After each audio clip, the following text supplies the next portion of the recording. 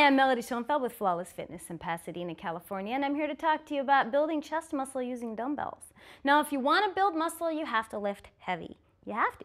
You have to lift at a weight that's heavy enough to really challenge you, but at the same time, you can keep your form really, really well. Now, I'm going to be doing an exercise on a Swiss ball, which means that the weight's not going to be as heavy as it could be on something that's not that's a little more stable. This thing is not stable because it's round, and by definition, that means you're going to be doing this, right?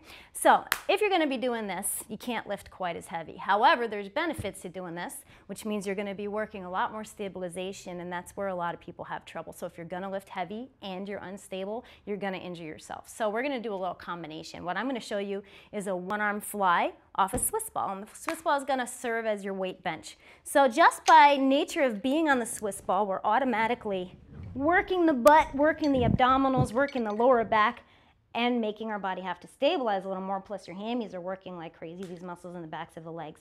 So with the dumbbell, you're going to press your dumbbell of appropriate weight straight up over your head, and you're going to bring it out to the side, right? Now when you do a fly, you don't want to go back behind your shoulder.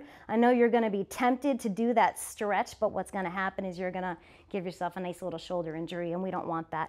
So all I'm doing is I'm bringing my arm out to the side and bringing it back up, keeping it as long as possible, right?